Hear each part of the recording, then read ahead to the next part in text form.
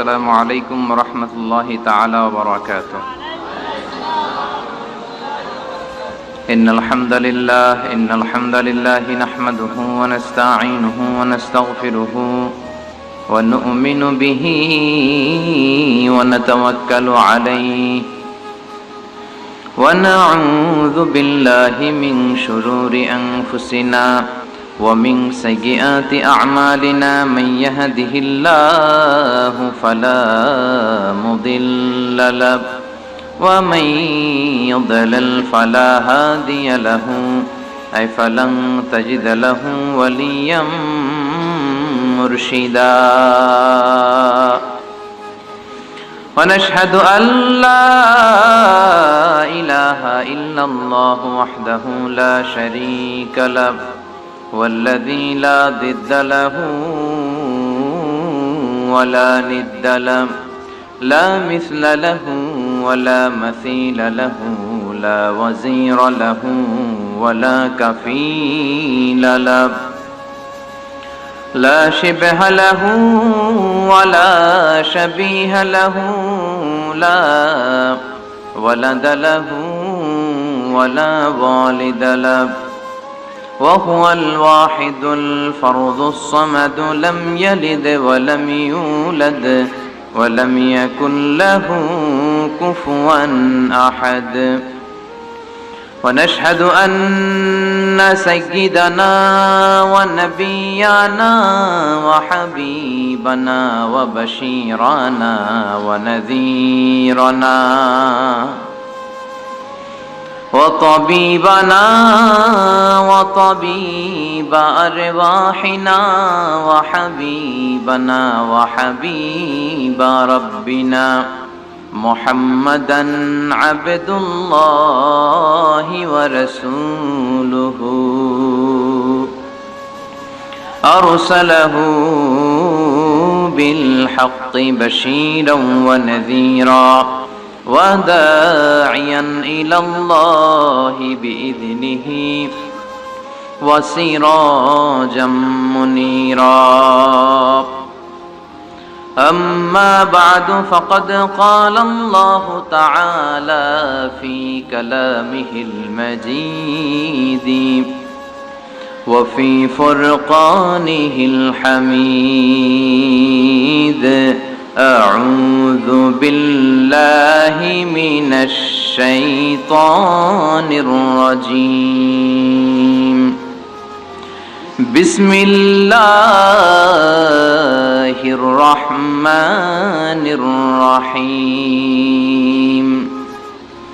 وإذا سألك عبادي عني فإني قريب إن الله وملائكته يصلون على النبي يا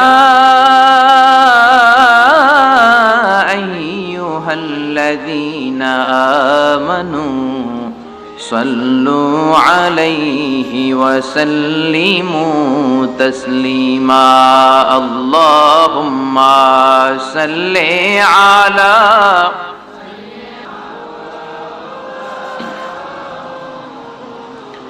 وعلى آل سيدنا مولانا محمد. সবাই মাহাব্বতের সাথে জোরে জোরে আওয়াজ করে পড়ুন আল্লাহুম্মা সাল্লি আলা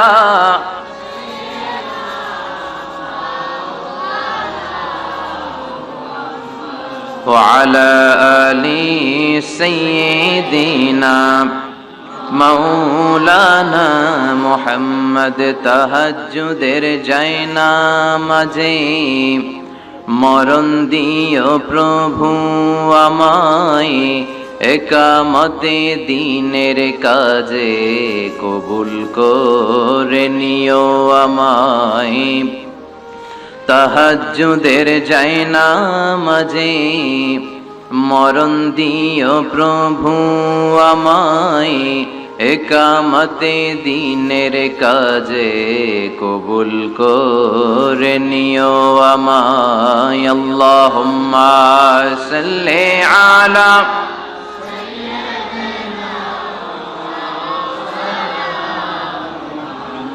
وعلى آل سيدنا مولانا محمد ওগো রাসূল, প্রিয় রাসূল, প্রাণের রাসূল, ওগো রাসূল, প্রিয় রাসূল, প্রাণের রাসূল, তোমারই জন্যে এ বিশ্বে মোরা আলো পেয়েছি, পেয়েছি কুল। ওগো রাসূল, প্রিয় রাসূল, প্রাণের রাসূল, ওগো রাসূল, প্রিয় রাসূল, প্রাণের রাসূল। আল্লাহুম্মা সাল্লি আলা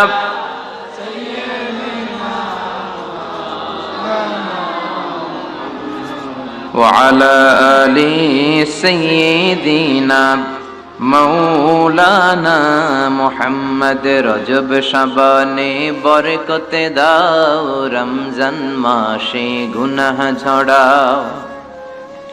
রজব শাবানে বরকতে দাও, রমজান মাসে গুনাহ ঝড়াও। সপ্তাহ জুড়ে তুমি বরকতে দাও, জুমার দিনেতে গুনাহ ঝড়াও। রজব শাবানে বরকতে দাও, রমজান মাসে গুনাহ ঝড়াও। আল্লাহুম্মা সাল্লি আলা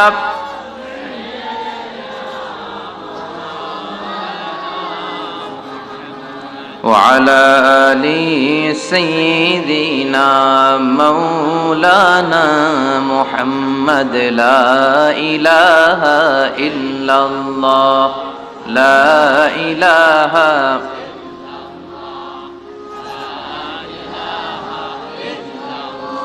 سبحان الله الحمد لله لا إله إلا الله سبحان الله।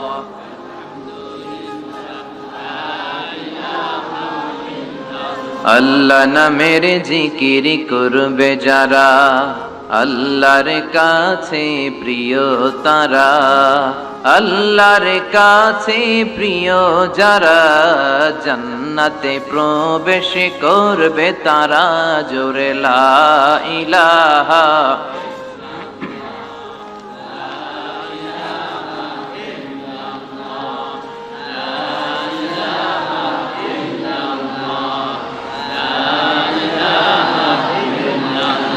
লা ইলাহা ইল্লাল্লাহু মুহাম্মাদুর রাসূলুল্লাহ সাল্লাল্লাহু আলাইহি ওয়াসাল্লাম। বিসমিল্লাহির রহমানির রহিম।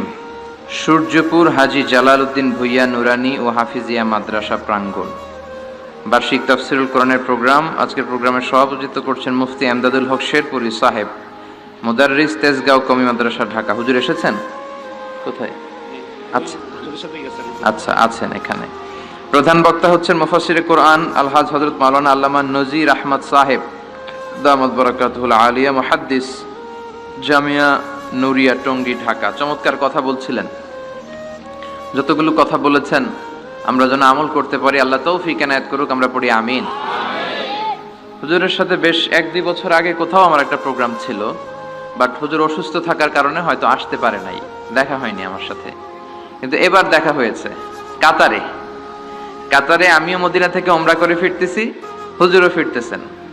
তা কাতারে রেস্ট রুম আছে, ওখানে ট্রানজিটে যখন কোনো বিমানে আপনি ফ্লাই করবেন তখন ওই ট্রানজিট পিরিয়ডে আপনারা রেস্ট করবেন। 3 hours or 4 hours or a period of time you take a rest or you can take a power nap. আপনি বিশ্রাম নেবেন। ওই মুহূর্তে হুজুর মোহতারাম হঠাৎ করে আমার সামনে চলে আসলেন, এসে বললেন, মিজানুর রহমান আজহারি সাহেব, আপনি আমাকে চিনবেন না, আমি আপনাকে চিনি।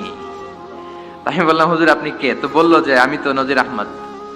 তো তখন হুজুরের সাথে পরিচয় হলো। চমৎকার কথা বলেন, কোরআন সুন্নাহ থেকে বলেন, বানিয়ে বানিয়ে বলেন না। এরকম আলেম বাংলার জমিনে দরকার আছে না নাই? আল্লাহ হুজুরের হায়াত দারাজ করে দেখে আমরা পড়ি আমিন। হুজুর জন্য গোটা বাংলাদেশে কোরআনের আলোকে ছড়িয়ে দিতে পারে, আমরা পড়ি আমিন।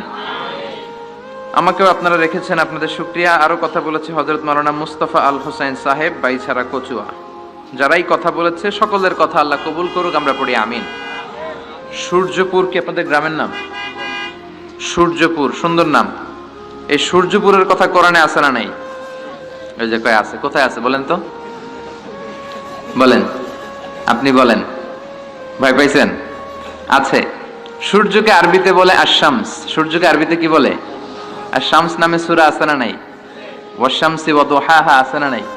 কি সুন্দর কোরআন, আল্লাহু আকবার। মানুষের নামে সূরা, সূরাতু মুহাম্মদ, সূরাতু নূহ, প্রাণীর নামে সূরা। দেখেন সবচেয়ে বড় সাইজের যে প্রাণীটা, ওই প্রাণীর নামে আল্লাহ একটা সূরা দিলেন। আবার সবচাইতে ছোট্ট সাইজের যে প্রাণী, ওইটার নামেও একটা সূরা দিলেন। সবচেয়ে বড় সাইজের প্রাণীর নাম কি? হাতি, সূরাতুল ফিল আছে না নাই? সবচেয়ে ছোট্ট সাইজের প্রাণী পিঁপড়া, পিঁপড়ার নামে সূরা আছে না নাই? সূরাতু আন-নামাল। এরপর মাকড়সার 8 পা, মাকড়সার নামে আছে না নাই? সূরাতু আল-আনকাবুত। মৌমাছি, মৌমাছির নামে আছে না নাই? সূরাতু আন-নাহাল। নারীদের নামে আছে না নাই? নারীদেরকে আমরা পছন্দ করি বেশি, ঠিক কিনা? বিশ্বনবী পছন্দ করতেন। নারীদের মর্যাদা বেশি, মায়ের মর্যাদা 3 গুণ বেশি বাবার চেয়ে। এজন্য দেশের ক্ষমতায় আমরা নারীদেরকে বসায় দিচ্ছি। যেহেতু ক্ষমতা কয় গুণ বেশি, 3 ডবল যেহেতু মর্যাদা, তো বাবারে বসাবো কেন, মারই বসায় দিলাম। 2 মাই আছে, ঠিক কিনা? এই স্বাধীনতার পর থেকে এই 2 মা। আল্লাহ করে মা দিছে কয়টা? জোরে বলেন। এই 2 মা যদি একটু আদর সোহাগ দিয়ে আমাদেরকে রাখতো, তাহলে বাংলাদেশটা সিঙ্গাপুর হয়ে যেত। চিল্লা এখন, ঠিক কিনা? সিঙ্গাপুরে আমি ছিলাম কিছুদিন, আমার প্রোগ্রাম ছিল। এবছর গিয়েছিলাম ব্যাংককে, থাইল্যান্ড। তো ওদের দেশের একটা নিয়ম আছে, সেটা হচ্ছে ম্যারিটোক্রেসি। দেশের সব নিয়োগগুলো মেরিটের ভিত্তিতে হবে, যোগ্যতার ভিত্তিতে, চাচা খালুর টেলিফোনে নয়। কিন্তু আমাদের দেশে মামা খালুর ফোনে চাকরি আছে না নাই? সিঙ্গাপুরে নাই। এই সিঙ্গাপুরটা গোটা বিশ্বে পরিচিত ছিল জেলে পাড়া হিসেবে। জেলে পাড়া, মাছ ধরতো। কি ধরতো? যেই এলাকাটা মাছ ধরে খেত, এই এলাকাটা এখন গোটা বিশ্বের উন্নত ডেভেলপড কান্ট্রি, দ্য ফার্স্ট ওয়ার্ল্ডের একটা অন্যতম দেশ। চিল্লায় বলেন ঠিক কিনা? গোটা বিশ্বের মানুষগুলো ট্যুরিজমের জন্য সেখানে যায়। চমৎকার চমৎকার ট্যুরিস্ট অ্যাট্রাকশন তারা সেখানে করে রেখেছে।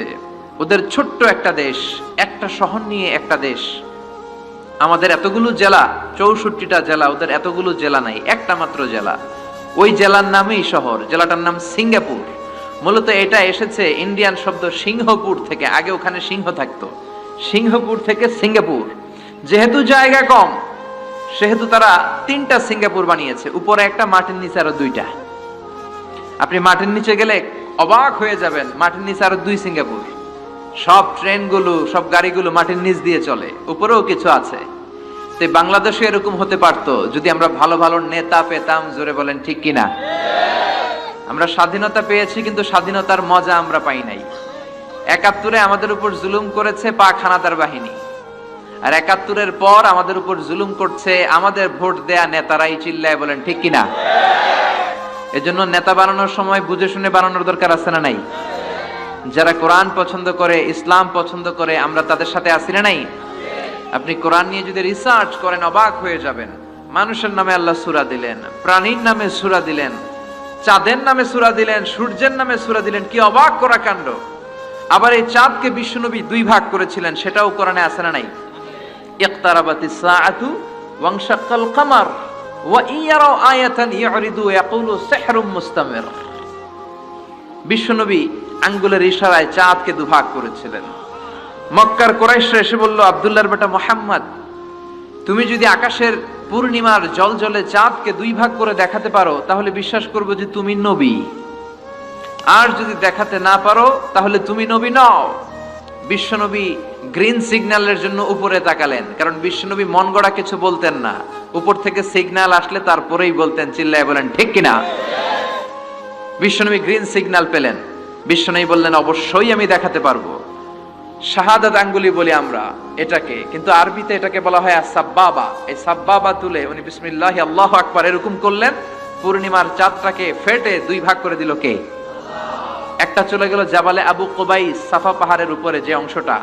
জাবালে আবু কুবাইস আউয়ালু জাবাল ফিল আলাম, পৃথিবীর প্রথম পাহাড়, এই পাহাড় থেকেই অন্যান্য মাউন্টেন রেঞ্জ, এই যে আলাস্কা পর্বতমালা, তারপর মাউন্ট এভারেস্ট, আল্পস পর্বতমালা, তারপর তুরের সাইনা, এই যে সিলসিলাতুল জিবাল, এই সব পাহাড়ি রেঞ্জগুলো এই আবু কুবাইস থেকে গোটা বিশ্বে ছড়িয়ে দিয়েছে কে?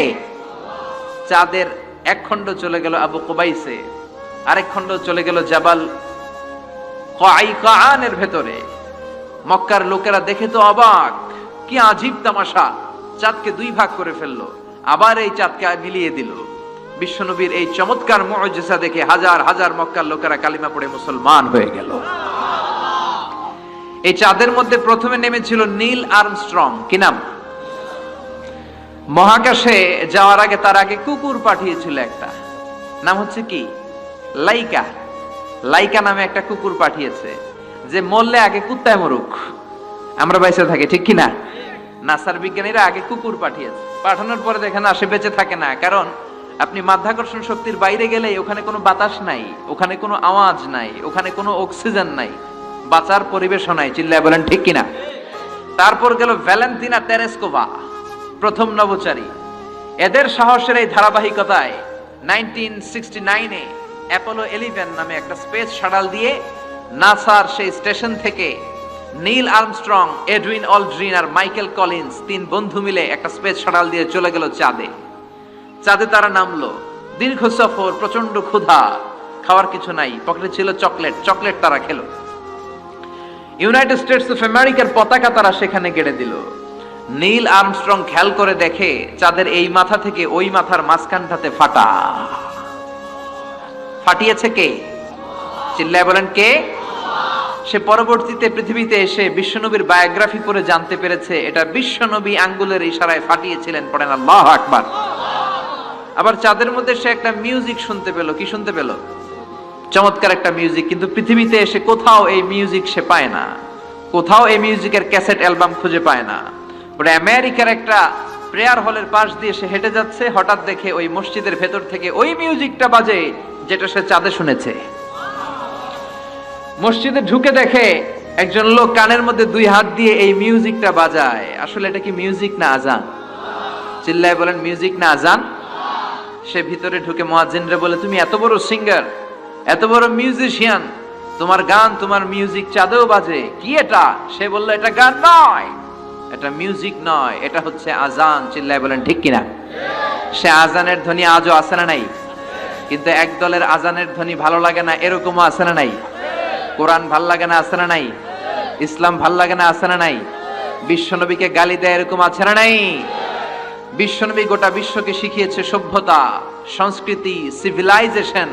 এই মহান মানুষটিকে যারা গালি দেয় এরা মানুষ নয়, এরা পশু, এরা পিতৃ পরিচয়হীন জারদ সন্তান। চিল্লায় বলেন ঠিক কিনা? আপনি ব্রিটিশ মিউজিয়ামে যদি ঢুকেন দেখবেন সাদা পাথরের ফলকে লেখা, as a father, as a teacher, as a law giver, as a law maker, as a reformer of the society, Muhammad is the superman of the world. চিল্লায় বলেন আল্লাহু আকবার। স্বামী হিসেবে, পিতা হিসেবে, নেতা হিসেবে, সমাজ সংস্কারক হিসেবে মুহাম্মদ হচ্ছে এই পৃথিবীর একজন সুপারম্যান। এজন্য বিশ্বনবীকে যারা গালি দেয় এরা মানুষের কাতারে পড়তে পারে না। চিল্লায় বলেন ঠিক কিনা?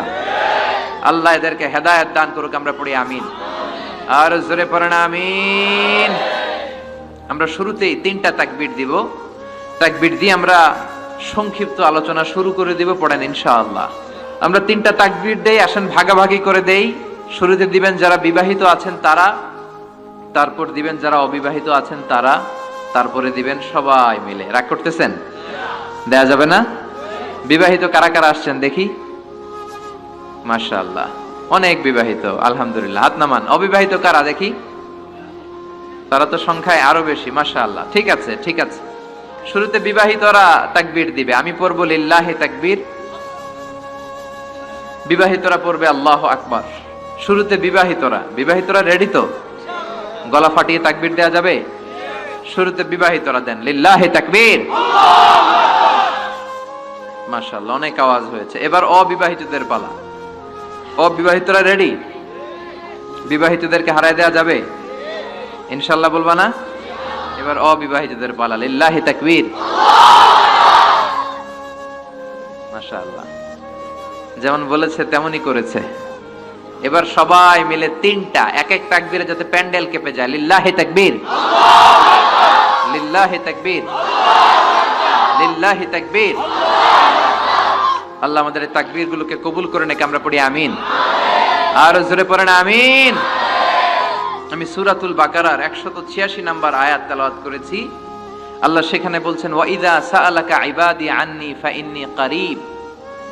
ও নবী, আমার বান্দারা যখন আমার ব্যাপারে জিজ্ঞেস করে যে আমি কোথায়, আপনি বলে দেন ফাইন্নী কারীব, নিশ্চয়ই আমি কাছে।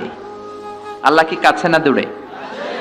আল্লাহ যদি তৌফিক এনায়েত করেন শেষ পর্যন্ত এই আয়াতের আলোকে আপনাদের সাথে কি করে আল্লাহকে ডাকতে হয়, কেমন করে প্রার্থনা করতে হয়, কেমন করে মুনাজাত করতে হয়, সে বিষয়ে কিছু কথা শেয়ার করব ইনশাআল্লাহ। সবাই পড়েন ইনশাআল্লাহ। ওয়া ইযা সাআলাকা ইবাদি, যখন বান্দারা জিজ্ঞেস করে আপনাকে আমার ব্যাপারে, আন্নি ফাইন্নী কারীব, আপনি বলে দেন নিশ্চয়ই আমি কাছে। বুঝা গেল আল্লাহ আমাদের কাছে। চিৎকার করে বলেন আল্লাহ কাছে না দূরে? কাছে না দূরে? ওয়া নাহনু আকরাবু ইলাইহি মিন হাবলিল ওয়ারিদ। আল্লাহ বলছেন হাবলুল ওয়ারিদ, তোমার ঘাড়ের যে রগ আছে এই রগের চেয়েও বেশি কাছে। তুমি তোমার যত কাছে তোমার রব তার চাইতেও তোমার বেশি কাছে, ঠিক কি না? এখন এই যে হুজুর আমার কাছে, হুজুরকে দেখা যায় কি যায় না? উনি আমার কাছে, দেখা যায় কি যায় না?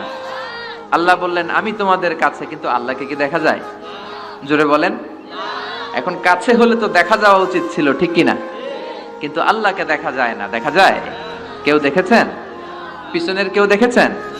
কেউ আমরা দেখি নাই। লা তুদরিকুহুল আবসার ওয়া হুয়া ইউদরিকুল আবসার ওয়া হুয়াল লাতীফুল খাবীর। তাকে দেখা যায় না, তাকে ধরা যায় না, তাকে ছোঁয়া যায় না, তাকে না দেখে বিশ্বাস করে নিতে হয়। চিল্লায় বলেন ঠিক কি না? কেমন করে আপনি তাকে দেখবেন? আপনি তো নিজেকেই দেখেন নাই। আপনি কি আপনার নিজেকে দেখেছেন? আচ্ছা বলেন তো, আপনি কি আপনার চোখ দেখেন আয়নার সাহায্য ছাড়া?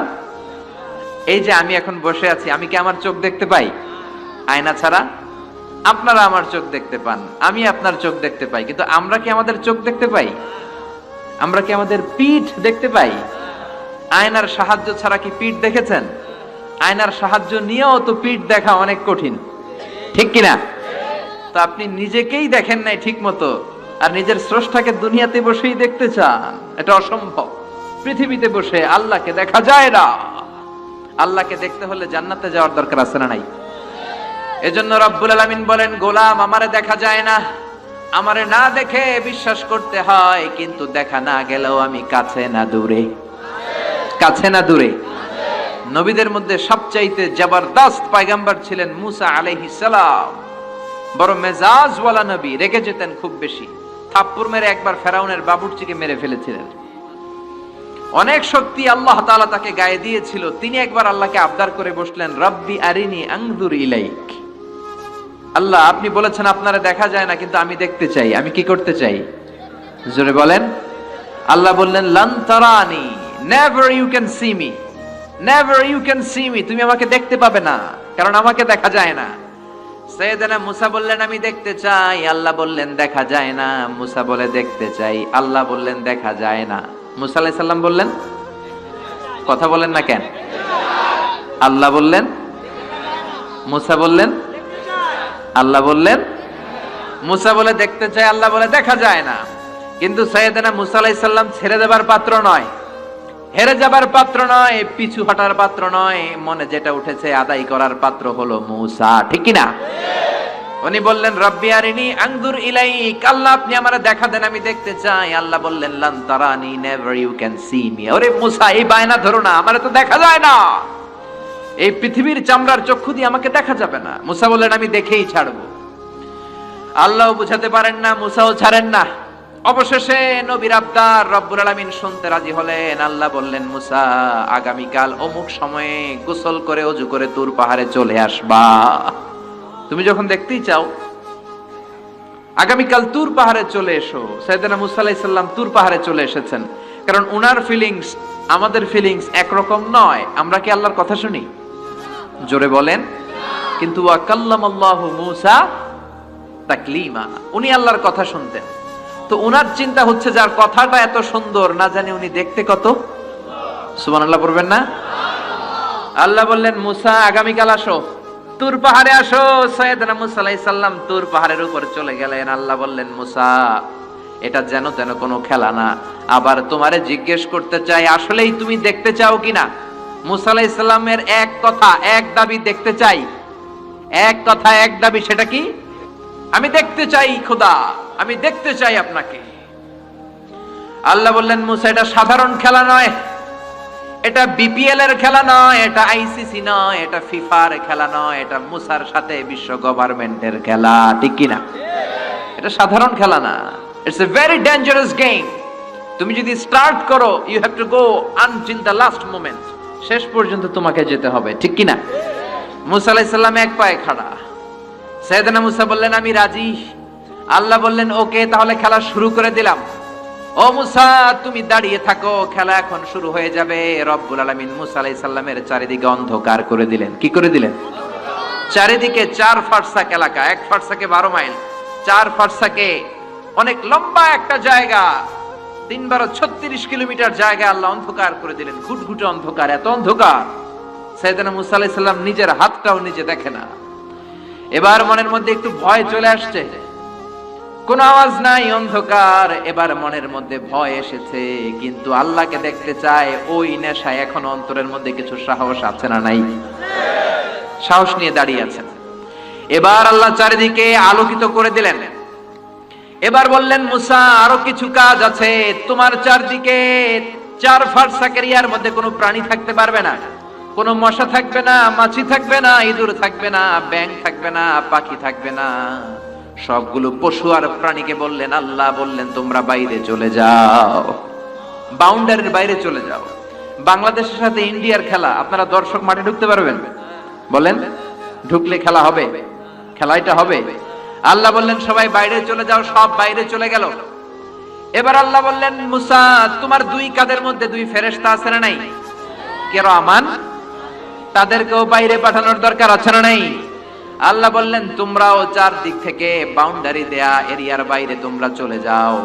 এবার রব্বুল আলামিন বললেন আল্লাহর স্পেশাল সিকিউরিটি ফোর্স ফেরেশতাকে তোমরা 4 দিকে বাউন্ডারি দাও।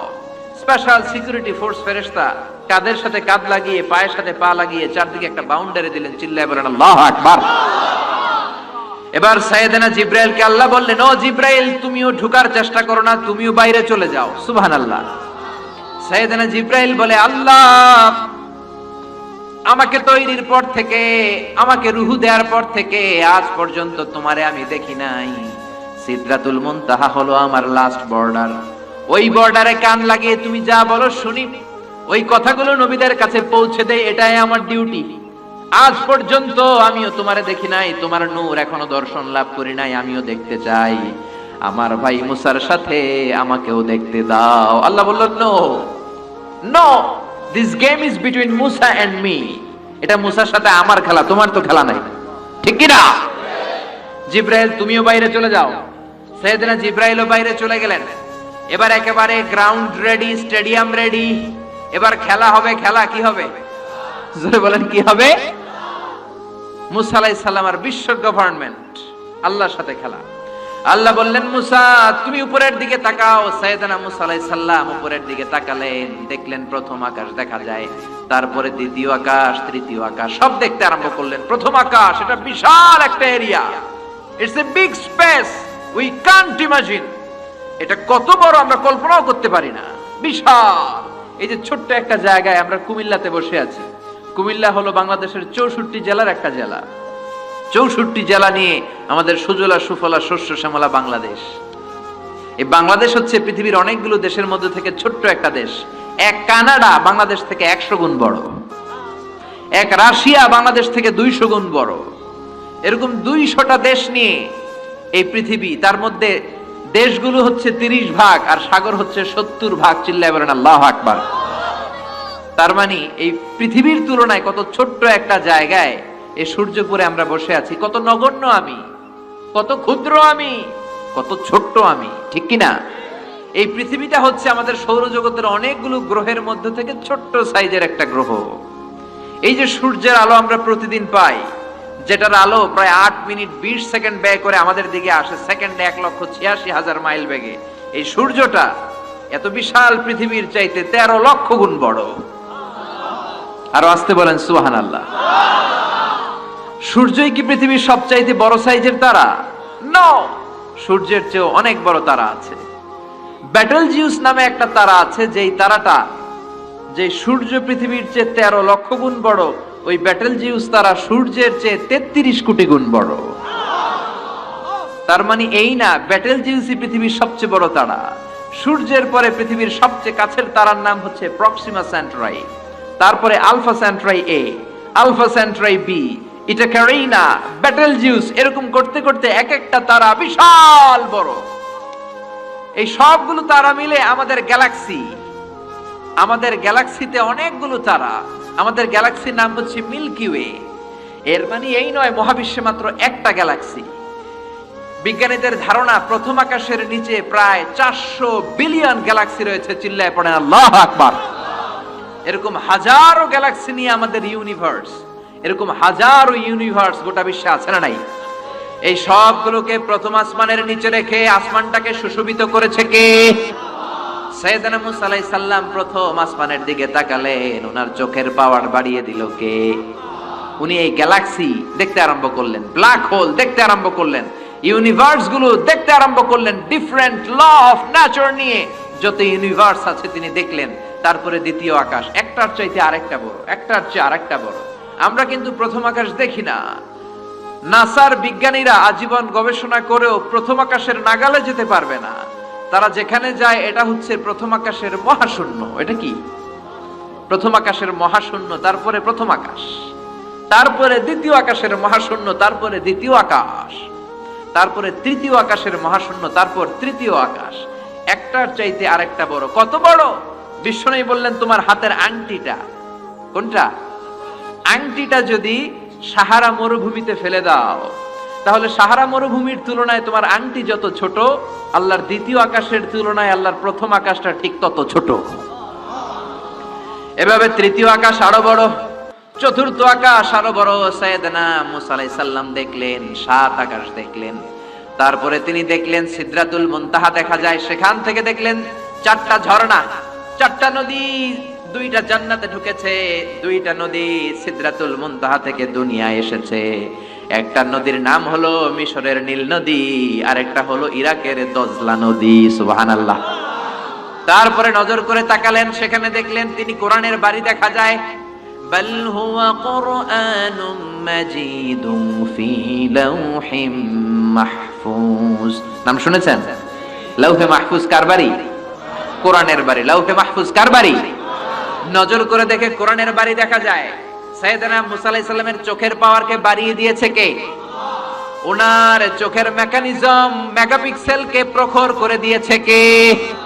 তারপরে নজর করে দেখলেন বাইতুল মামুর দেখা যায়, যেই বাইতুল মামুর হলো ফেরেশতাদের কিবলা। আমরা হজে গেলে, উমরায় গেলে আল্লাহর ঘরকে সেন্টারে রেখে চারদিকে তাওয়াফ করি, লাব্বাইক আল্লাহুম্মা লাব্বাইক বলে আল্লাহরে ডাকি।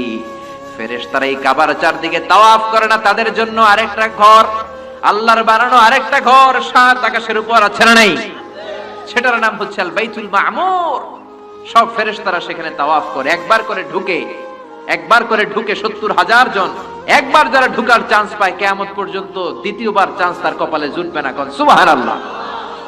তারপরে তিনি নজর করে দেখলেন আরশ দেখা যায়, কুরসি দেখা যায়। তারপরে নজর করে সাইয়েদনা মুসা আলাইহিস সালাম দেখলেন আল্লাহর 70,000 নূরের পর্দা দেখা যায়। 70,000 নূরের পর্দা দেখা যায়। সেখান থেকে আল্লাহ গায়বী আওয়াজ দিয়ে বললেন, মুসা, লাস্ট ডেস্টিনেশনে চলে এসেছো, একেবারে ফাইনাল গেট। এই গেটের পরে আর ফিরে যাওয়ার কোনো জায়গা নাই। শেষবারের মতো জিজ্ঞেস করি, খেলা কি চলবে নাকি থামিয়ে দেব? সাইয়েদনা মুসা বলে চলবে। সাইয়েদনা মুসা বললেন কি চলবে? কি সাহস ওনার, কি শক্তি ওনার, কি মেধা ওনার, কি কিউরিসিটি ওনার, কি অদম্য আগ্রহ ওনার। উনি বললেন খেলা চলবে। এত দূর এসেছি, পিছনে ফিরে তাকানোর মানুষ আমি নই, ঠিক কি না? আল্লাহ বললেন, মুসা তাহলে ঠিক আছে, খেলা শুরু হয়ে যাবে, একটু শক্ত হয়ে দাঁড়াও। সুবহানাল্লাহ পড়ে। এই প্রথম আল্লাহ তার নূরের তাজাল্লির ফোকাস পৃথিবীতে ঢেলে দিবেন, এর আগে পড়ে নাই। আল্লাহু আকবার। সাইয়েদনা মুসা আলাইহিস সালাম শক্ত হয়ে দাঁড়ালেন। ফালাম্মা তাজাল্লা রাব্বুহু জাআলাহু দাক্কা ওয়া খাররা মুসা সাইকা। ফালাম্মা তাজাল্লা রাব্বুহু লিল জাবাল, আল্লাহ বললেন মুসা তবে একটা কথা শুনে রাখো, এত দুর্বল করে তোমাদের বানিয়েছি। ওয়া খলিকাল ইনসানু দাঈফা, মানুষ কি সবল নাকি দুর্বল? সবল না দুর্বল? দুইবার পাতলা পায়খানা হইলে চেহারার দিকে আর তাকানো যায় না, ঠিক কি না? আজকের জান্নাতুন নাইম এপ্রিল বিশ্ব সুন্দরী, 20 বছর পরে বিশ্ব পেতনিও না, ঠিক কি না? অসুস্থ হলে মানুষ দুর্বল হয়ে যায়, বিপদ আসলে মানুষ কাবু হয়ে যায়, বয়সের ভারে মানুষের চামড়াগুলো ঝুলে যায়। মানুষ কি সবল নাকি দুর্বল? জোরে বলেন, সবল নাকি দুর্বল? ও মুসা শক্ত হয়ে দাঁড়াও, 70,000 নূরের পর্দার সবগুলো দেখাবো না, কতটুকু দেখাবে? মুফাসসিরিন ইকরাম হায়রান হয়ে গিয়েছেন, কি বলবেন এই তাফসীরের ব্যাখ্যায়। কেউ কেউ বলেছেন আল্লাহ তাআলা 70,000 নূরের পর্দার সবগুলো উঠায়নি, 70,000 নূরের পর্দার সবচেয়ে সামনের ছোট্ট যে পর্দাটা তার সামান্য একটু উঠিয়েছেন। ফালাম্মা তাজাল্লা রাব্বুহু, কতটুকু তাজাল্লি দিয়েছেন নূরের তাজাল্লি? কোন কোন মুফাসসিরিন ইকরাম বলেছেন একটা গরুর নাকের ছিদ্র যতটুকু ততটুকু। কোন কোন মুফাসসির বলেছেন না না, এটা তো অনেক বেশি। মিসলা উনমুলাতিল খিনসার, এই আঙ্গুলটার নাম হচ্ছে খিনসার। কি নাম? এটার নাম ইবহাম, এটার নাম সাব্বাবা, এটা ওয়ুসতা, এটা বিংসার, এটা খিনসার। বলেন ইবহাম, কথা বলে না। ইবহাম, সাব্বাবা, ওয়ুসতা, বিংসার, খিনসার, এই 5টা হাতের আঙ্গুলের আরবি নাম শিখে গেলেন। এই যে মিসলা উনমুলাতিল খিনসার, ছোট্ট আঙ্গুলের সামনে যতটুকু জায়গা, এতটুকু জায়গা আল্লাহ প্রথম পর্দাটার ফোকাস দিয়েছেন। কেউ কেউ বলে না এত বেশি নয়, একটা সুইয়ের পেছনে সুতা ঢুকানোর জন্য যতটুকু জায়গা দরকার ততটুকু নূরের ফোকাস দিয়েছে। ফালাম্মা তাজাল্লা রাব্বুহু জাআলাহু দাক্কা ওয়া খাররা মুসা সাইকা। আল্লাহ বললেন মুসা তোমাকে দুর্বল করে বানিয়েছি, তোমার উপরে যদি নূরের ফোকাস দেই তোমারে খুঁজে পাওয়া যাবে আমি দেব তুর পাহাড়ের উপর। কিসের উপর? জোরে বলেন কিসের উপর? এই তুর পাহাড়ের উপরে আমি উঠেছি 2 বার।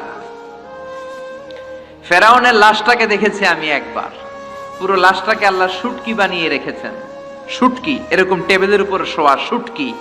মিশরের জাতীয় জাদুঘর হচ্ছে মিশরের রাজধানী কায়রোতে, ন্যাশনাল মিউজিয়াম। ওখানে every year huge amount of tourist from Europe and America they come in order to see this ancient and historical dead body. এই ঐতিহাসিক ডেড বডিটা দেখার জন্য হাজার হাজার ইউরোপিয়ানরা আসে। এই মিউজিয়ামে জাদুঘরে ঢুকতে লাগে 100 পাউন্ড, আর এই লাশের ঘরে ঢুকতে আরো 100 পাউন্ড। মোট 100 পাউন্ড। গোটা বিশ্বের মানুষ আসে টাকা খরচ করে আর এই জাহান্নামের নরকিটটাকে দেখে যায়, ঠিক কি না? আমি দেখেছি ফ্রি, কোনো টাকা লাগে না, যেহেতু আল আজহারের কার্ড ছিল, ফ্রিতে ঢুকেছি। সেকেন্ড ফ্লোরে রয়্যাল মমিস চেম্বারের ভিতরে স্পেশাল সিকিউরিটি গার্ড দিয়ে আলো আধারের আবছা আবছা একটা অন্ধকার রুমের ভিতরে তার লাশটা রাখা। ফেরাউনের লাশ। কার লাশ? তার লাশ ছাড়াও আরো অনেকগুলো লাশ সেখানে আছে, কিন্তু বাকিগুলো রাখতে -35 থেকে 40 ডিগ্রি নন ফ্রস্ট। যারা বুঝেন, যারা ফ্রিজ ইউজ করেন, কিছু আছে নন ফ্রস্ট, শুধু বরফ হবে, যে জিনিসটা মাছ রাখলে মাছটা বরফ হবে কিন্তু আশেপাশে আইস জমবে না, এটার বলে non frost. Non frost 35 to 40 degree সেলসিয়াসে অন্য লাশগুলো রাখতে হয়, কিন্তু ফেরাউনের লাশটা -0 ডিগ্রিতেই কিয়ামত পর্যন্ত সঠিক এবং শুদ্ধ এবং চমৎকার থেকে যাবে। চিল্লায় বলেন আল্লাহু আকবার। কারণ ফেরাউনের লাশটাকে সংরক্ষণের দায়িত্ব নিয়েছে কে? এই তুর পাহাড়ে আমরা উঠেছি মধ্যরাতে, কারণ বাংলাদেশের পাহাড়গুলো মাটির পাহাড়। আপনি খাগড়াছড়িতে যান, আপনি বান্দরবান যান, আপনি ময়মনসিংহের গারো পাহাড়ে যান, আমাদের পাহাড় কি মাটির না পাথরের? আর সৌদি আরব মিশরের পাহাড়গুলো কি মাটির না পাথরের? পাথরের। পাথরের পাহাড়ে যখন সানশাইন, সূর্যের আলো লাগে, 2-3 ঘন্টায় সূর্যের তাপে পাথরগুলো গরম হয়ে যায়। এজন্য আমরা মাঝরাতে উঠলাম, 120 জন। আমরাও যাচ্ছি, ইহুদিরাও যাচ্ছে, খ্রিস্টানরাও যাচ্ছে। মিশরে যাওয়ার আগে আমি জিউস কমিউনিটি দেখি নাই, ইহুদি দেখি নাই, ওই প্রথম ইহুদি দেখলাম। একসাথে উঠলাম। আমার জীবনে এত কষ্ট আমি এর আগে করি নাই, যে কষ্ট আমার হয়েছিল তুর পাহাড়ে উঠতে। ব্যাকপ্যাক ছিল, ব্যাকপ্যাক, প্রত্যেকের পিঠে একটা করে ব্যাগ, সেখানে ড্রিঙ্কস ছিল, পানি ছিল, টিস্যু ছিল, এগুলো নিয়ে আমরা উঠলাম। উঠতে উঠতে ফজরের সময় হয়ে গেল। দেখলাম সেই জায়গাটা, যেই জায়গায় আল্লাহ নূরের তাজাল্লি দিয়ে ওনার প্রিয় নবী মুসা আলাইহিস সালামকে বেহুশ করে পাহাড়ের উপরে ফ্ল্যাট করে ফেলে দিয়েছিলেন। চিল্লায় পড়েন আল্লাহু আকবার। ফজরের সময় আমরা মসজিদে ঢুকলাম। ইহুদিরা ঢুকলো সিনাগগ, তাদের সিনাগগে, আর খ্রিস্টানদের জন্য ছোট্ট একটা চার্চ। চার্চ বুঝেন তো, গির্জা। গির্জায় যে ওরা প্রার্থনা করবে। ইহুদিরা ঢুকে সিনাগগে। সিনাগগে ঢুকলো, আমরা ঢুকলাম আমাদের ছোট্ট একটা মসজিদে। আমরা ফজরের সালাত আদায় করলাম। দেখলাম সিলসিলাতুল জিবাল, তুরে সাইনার মাউন্টেন রেঞ্জ, যেটা এখান থেকে প্যালেস্টাইনে ঢুকে গিয়েছে, সৌদি আরবে, সিরিয়াতে ঢুকে গিয়েছে। পুরো পাহাড়টা আল্লাহর নূরের তাজাল্লির কারণে লালো, খয়েরি আর কালো আকার ধারণ করেছে। চিল্লায় পড়েন আল্লাহু আকবার। এজন্য আল্লাহ বললেন ফালাম্মা তাজাল্লা রাব্বুহু জাআলাহু দাক্কা ওয়া খাররা মূসা সাইকা। রব্বুল আলামিন বললেন, মুসা, শেষবারের মতো বলছি, এখনো সময় আছে। তুমি যদি বলো খেলা বন্ধ করে দিব, আর যদি বলো তাহলে চালিয়ে নিব। মুসা বলে চলবে। কি বলে? চলবে। আল্লাহ খেলা চালালেন, নূরের ফোকাস দিলেন। মুসা আলাইহিস সালামের গায়ের উপরে দেয় না, দিছে তুর পাহাড়ে। কোথায়? 1 ঘন্টার জন্য দিয়েছেন? আধা ঘন্টা? 10 মিনিট? 1 মিনিট? 1 সেকেন্ড? 1 সেকেন্ডও দেয় না। তো হুজুর 1 সেকেন্ড দেয় নাই তো কি দিছে? 1 সেকেন্ডকে অনেক ভাগে ভাগ করলে হয় 1 মাইক্রো সেকেন্ড। 1 মাইক্রো সেকেন্ডকে অনেক ভাগে ভাগ করলে হয় 1 ন্যানো সেকেন্ড। 1 ন্যানো সেকেন্ডেরও 1000 ভাগের 1 ভাগ নূরের ফোকাস আল্লাহ তুর পাহাড়ের মধ্যে দেওয়ার সাথে সাথেই পৃথিবীর সবচাইতে শক্তিধর পয়গাম্বার ওই 1 সেকেন্ডের 1000 ভাগের অল্প সময়ের মধ্যে বেহুশ হয়ে পাহাড়ের উপরে পড়ে যায়। আল্লাহ নূরের ফোকাস দিলেন। মুসা আলাইহিস সালাম কিছুই দেখেন নাই, কি যেন একটা দেখলেন। কেমন দেখলেন? অনুভূতিটা কেমন ছিল বলার মতো কোনো পরিবেশ নাই, ঠিক কি না? এর মানে হচ্ছে আল্লাহরে দেখা যায় না, দেখা যায়? জোরে বলেন। এই লম্বা ঘটনা বলার, ব্যাকগ্রাউন্ড বলার উদ্দেশ্য হচ্ছে ওয়াইদা সাআলাকা ইবাদি আন্নি। ও নবী, সবাই যখন আপনারা জিজ্ঞেস করবে, আপনি আল্লাহর দাওয়াত দেন, তাওহীদের দাওয়াত দেন, কই সেই আল্লাহ? আপনি বলেন ফা ইন্নী করিব, আমি কাছে না দূরে? আরো জোরে বলেন, আল্লাহ কাছে না দূরে? আকরাবু ইলাইহি মিন হাবলিল ওয়ারিদ। এই যে আমাদের কণ্ঠনালীর রগ, আমাদের শাহরগ, আমাদের ঘাড়ের রগ, এই রগটা কেটে দিলে মানুষ মরে যায়, ঠিক কি না? এই ঘাড়ের রগের চেয়েও আল্লাহ বেশি কাছে। চিল্লায় বলেন ঠিক কি না? এজন্য সে আল্লাহর কাছে চাওয়ার দরকার আছে না নাই? আল্লাহ বললেন, গোলাম, ওয়াইদা, তুমি যখন ডাকতে শুরু করে দাও, ওয়াইদা সাআলাকা ইবাদি আন্নী ফাইন্নী করিব উজিবু দাওয়াতাদ দাঈ ইযা দাআন। আমার বান্দারা যখন আমাকে ডাকতে শুরু করে দেয়, আমি আমার বান্দার ডাকে সাড়া দেই। সুবহানাল্লাহ। ডাকলে সাড়া দেয় কে? কেউ যেটা দেয় না সেটা দেয় কে? কেউ যেটা শোনে না সেটা শুনে কে? কেউ যেটা বুঝে না সেটা বুঝে কে? এজন্য আল্লাহ বললেন, গোলাম, আমার কাছে চাও, আমার কাছে দোয়া করো, আমার কাছে কাঁদো, আমার কাছে রোনাজারি করো, আমার কাছে প্রার্থনা করো। চাওয়ার মতো চাইলে যা যা চাইবা সব দিতে পারে কে? এজন্য দোয়া করতে হবে বেশি বেশি, আল্লাহর কাছে চাইতে হবে বেশি বেশি। কারণ দোয়া হচ্ছে ইবাদতের মগজ। শুনতেছেন? কষ্ট হচ্ছে না তো? আর দুআউ মুখুল ইবাদা। দোয়া হচ্ছে ইবাদতের সারাংশ, জিস্ট। আপনি নামাজ পড়লেন, রোজা রাখলেন, হজ করলেন, যাকাত দিলেন, জিকির করলেন, কিন্তু দোয়া করলেন না, আপনি কিছুই করলেন না, ঠিক কি না? এজন্য দোয়া করার দরকার আছে না নাই? এজন্য আল্লাহ বললেন, প্রত্যেক নামাজের শুরুতে দোয়া করবা। সূরাতুল ফাতিহার একটা নাম সূরাতুদ দুআ, আছে না নাই? সূরাতুল ফাতিহার নাম হচ্ছে সূরাতুদ দুআ, মানে প্রার্থনার সূরা। এজন্য আমরা সূরাতুল ফাতিহায় সবাই পড়েন ইহদিনাস সিরাতাল মুস্তাকিম। ও আল্লাহ, আমাদেরকে সিরাতুল মুস্তাকিমের পথ দেখান। পড়েন আমিন। ইহদিনাস সিরাতাল মুস্তাকিম। প্রত্যেক নামাজ আল্লাহকে আমরা বলি, ও আল্লাহ, show us the right path, show us the correct path, show us the straight path. আল্লাহ, এমন একটা সোজা পথ আপনি আমাদেরকে দেখান, যে পথে উঠলে এই পথে ওঠা শুরু হবে দুনিয়াতে, পথটা শেষ হয়ে যাবে জান্নাতে। চিল্লায় বলেন ঠিক কি না? এজন্য দোয়া হলো আমাদের হাতিয়ার। অস্ত্র, রাইফেল, বন্দুক, ড্রোন, শুধু এগুলোই আমাদের হাতিয়ার নয়, দোয়াও আমাদের হাতিয়ার। জোরে বলেন ঠিক কি না? সবকিছুর দৌরাত্ম, খবরদারি যেখানে শেষ, মুমিনের দোয়ার কারিশমা সেখান থেকে শুরু। এজন্য বিশ্বনবী বললেন, আদ-দুআউ সিলাহুল মুমিন। দোয়া হচ্ছে মুমিনের অস্ত্র। আপনি যদি মিসাইল হামলা করেন, ড্রোন ক্ষেপণাস্ত্র হামলা করেন, ওই ড্রোন যেমনি লক্ষ্যবস্তুর মধ্যে যে আঘাত করবে, দোয়ার মতো দোয়া করতে জানলে আপনার দোয়াও যে আপনার অভিষ্ট লক্ষ্যে পৌঁছে যাবে, ঠিক কি না? অনেকে বলে হুজুর অনেক দোয়া করি, আমার দোয়া কবুল হয় না, এরকম একটা অভিযোগ আছে না নাই? জোরে বলেন। অনেকে আমাদের কাছে বলে হুজুর একটা পেরেশানিতে আছি, একটু ঝামেলায় আছি, বিপদে আছি, 2 বছর ধরে মসজিদে চোখের পানি ছেড়ে দোয়া করলাম, কিন্তু দোয়া তো কবুল হয় না, আমার আল্লাহ আমার কথা শোনে না, এরকম অভিযোগ আছে না নাই? এর কারণ দোয়াটা সিনসিয়ারলি হয় নাই, আন্তরিকতার সাথে হয় নাই, মনোযোগ দিয়ে হয় নাই। সিনসিয়ার দোয়া এটা অনেক পাওয়ারফুল, অনেক শক্তিশালী, এটা কখনো মিস হতে পারে না। চিল্লায় বলেন ঠিক কিনা?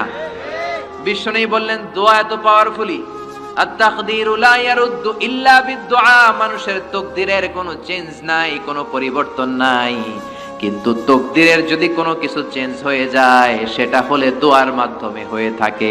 সুবহানাল্লাহ। দোয়া আপনার তাকদীরকেও চেঞ্জ করে দিতে পারে। চিল্লায় বলেন ঠিক কিনা? এই দুনিয়ার মানুষগুলোর কাছে বেশি বেশি চাইলে খুশি হয় না রাগ হয়? জোরে বলেন। আপনার কাছে যদি আমি 500 টাকার জন্য আজকে যাই, 500 টাকা দেন, মিজানুর রহমান আজহারি হুজুর আসছে, না দিলে কেমন দেখায়, দিয়ে দিলেন, কালকে তাও দিলেন, তারপরের দিন দিবেন, খাইয়ে দেয়া কাম নাই, আমার টাকা দিবেন না, এরপরের দিন 200, এরপরের দিন 100, এরপরের দিন লাড়ি লইয়া দৌড়াইবেন, ঠিক কিনা? এটা দুনিয়ার মানুষের রীতিনীতি। বারবার একটা বিষয় নিয়ে আসলে আমরা রেগে যাই, আমরা অপছন্দ করি, কিন্তু আল্লাহর নীতি উল্টা।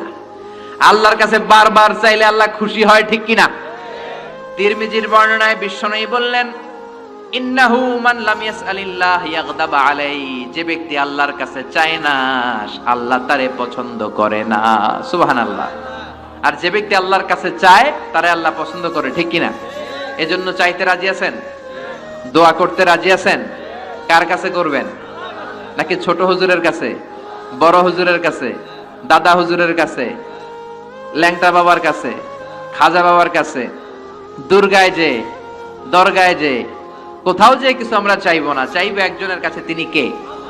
কারণ তার কাছে আমরা যাই চাই, তিনি বলে যাও, দিয়ে দিলাম, যাও নিয়ে যাও, ইয়েস দেব, আমি দেব, আমি দেব।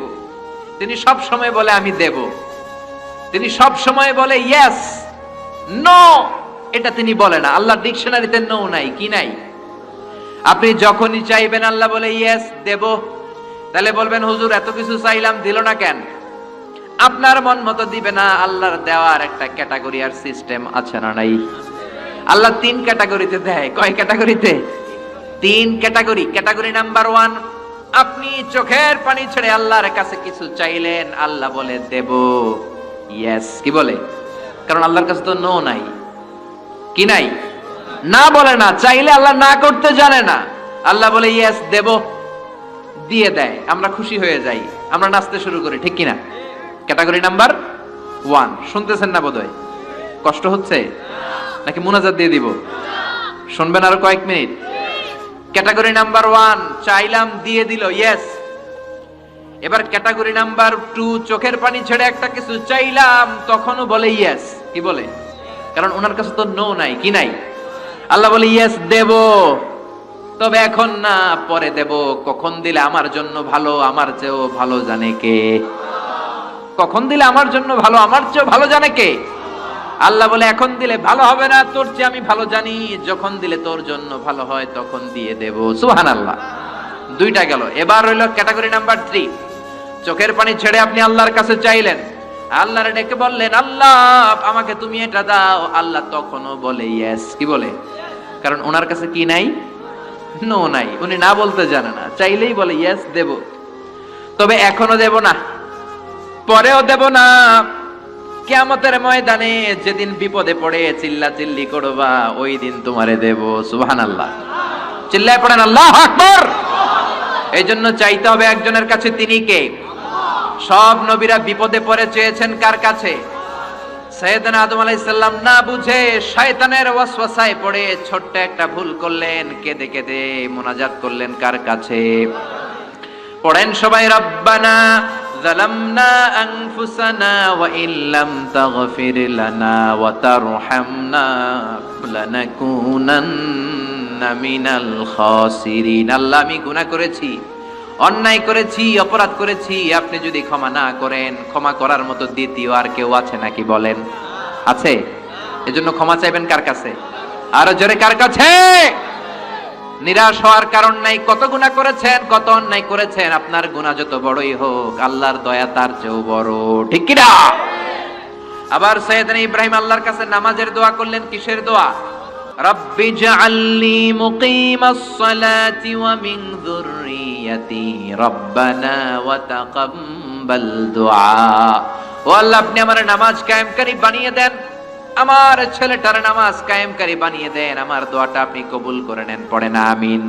হে নামাজি আমার ঘরে নামাজ পড়ো আজ, দিলে মে তোমার চরণ তলে হৃদয় যায় নামাজ।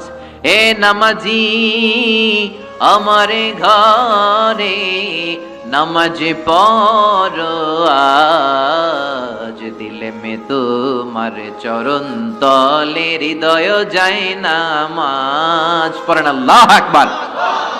কেমন বাবা, কেমন ছেলে, ছেলেও নবী, বাবাও নবী। ছেলের নাম ইসমাইল, বাবার নাম ইব্রাহিম। নামগুলো কেমন লাগে? ভালো লাগে? ছেলে মেয়েদের নাম রাখবেন তো এগুলা? ইসমাইল রাখতে রাজি আছেন? ইব্রাহিম রাখতে রাজি আছেন? কেমন বাবা, কেমন ছেলে। বাবা ছেলের জন্য দোয়া করলেন, ও আল্লাহ আমার ছেলের নামাজ কায়েমকারী বানিয়ে দেন। আবার এমন বাবা, এমন ছেলে, দুই বাবা মিলে কাবা ঘর নির্মাণ করেছেন, ঠিক কিনা? বাবা মেইন রাজমিস্ত্রি, ছেলে হচ্ছে যোগালী, পাথর এনে দেয়, ইট এনে দেয়। সাইয়েদনা ইব্রাহিম কাবাঘর বানাতে বানাতে আর হাত দিয়ে নাগাল পায় না। আল্লাহর ডেকে বললেন, আল্লাহ আর তো নাগাল পাই না। আল্লাহ বললেন, টেনশন নাই, চিন্তা নাই, জান্নাত থেকে অটোমেটিক একটা পাথর এনে দিলাম, পাথরটার নাম মাকাম ইব্রাহিম। এই পাথরের উপর দাঁড়াও, যত উঁচুতে উঠতে মনে চায় পাথর অটোমেটিক উপরের দিকে উঠে যাবে। সাইয়েদনা ইব্রাহিম বানাতে শুরু করলেন। আবার এই দুই নবীকে আল্লাহ ধমক দিয়ে বললেন, তাহরা বাইতি লিত-তাইফিন ওয়াল আকিফিন। ও ইসমাইল, ও ইব্রাহিম, আমার ইবাদতকারী বান্দাদের জন্য, আমার হাজী সাহেবানদের জন্য, উমরাকারীদের জন্য বাপ বেটা মিলে ঝাড়ু নিয়ে কাবা ঘরকে ঝাড়ু দিতে শুরু করে দাও। সুবহানাল্লাহ। মসজিদেরি ঝাড়ু বারদার ও কামারে হাত, শোনো আমার মুনাজাত, শোনো শোনো ইয়া ইলাহি আমার মুনাজাত, শোনো আমার মুনাজাত। পড়েন আমিন। কত বড় হৃদয়ের মানুষ ছিল নবী, নবীদের বাবা আবুল আম্বিয়া খলিলুল্লাহ ইব্রাহিম আর তার ছেলে ইসমাইল, তারা মসজিদ ঝাড়ু দিয়েছে। আমরা মসজিদ পরিষ্কার করতে চাই না, এরকম আছে না নাই? একদল আছে মসজিদে ঢুইকাই বালু দেখলে মুয়াজ্জিন সাহেব রে খোঁজে, আছে না নাই? মুয়াজ্জিন সাহেব কোথায়, ইমাম কই, বালু কেন, টিকটিকির পায়খানা কেন, আপনি আসলেন কই মিয়া? আপনি ঝাড়ু দেন, আপনি পরিষ্কার করেন। নবী হয়ে তারা কাবা ঝাড়ু দিতে পারে, মসজিদ পরিষ্কার করতে পারে, আপনি কোন সলিমদ্দি আর কলিমদ্দি, ঠিক কি না? এজন্য মনে অনেক জ্বালা যন্ত্রণা, দোয়া করেন কবুল হয় না, মনে অনেক ব্যথা। আপনার ব্যথা যদি দূর করতে চান, এলাকার মসজিদগুলোরে পরিষ্কার করেন, মসজিদ যে ঝাড়ু দিয়ে দেন, আপনার মনের জ্বালা মিটিয়ে দিবে কে? আবার সাইয়েদনা ইউনূস আলাইহিস সালাম দোয়া করলেন, লা ইলাহা ইল্লা আনতা সুবহানাকা ইন্নী কুনতু মিনাল যালিমিন। বিপদে পড়েছেন, পড়ে এই দোয়া করেছেন। যত বিপদে পড়েন এই দোয়া পড়বেন। রাস্তায় অ্যাক্সিডেন্ট, এই দোয়া পড়েন। পেটে ব্যথা, এই দোয়া পড়েন। জেলের শিকার হয়েছেন, জুলুমের শিকার, এই দোয়া পড়েন। আমাদের বাংলাদেশে ঠেডা পড়লে এই দোয়া পড়ে, ঠিক কি না? তুফান হইলে, থান্ডার, বজ্রপাত হলে, দাদি নানীদের কাছে শুনছি এইটা পড়ে। এটা শুধু তুফান হইলে পড়বেন না, এটা সব সময় পড়বেন, ঠিক কি না? এটা বিপদে পড়ার দোয়া। 1971 সালে পাকিস্তানি মিলিটারি বাহিনী আমাদের বাংলাদেশীদের উপর অনেক অত্যাচার করত। তারা জানতে চাইতো আমরা মুসলিম কিনা, মুসলিম হলে তারা ছেড়ে দিত, হিন্দু হলে আক্রমণ করতো, আছে না নাই? তারা দেখলেই জিজ্ঞেস করতো, সালে তুম মুসলিমা ওর হিন্দু, তুই মুসলমান না হিন্দু? অনেক মুসলমানও তখন বাঁচার জন্য কালেমা শিখে নিস।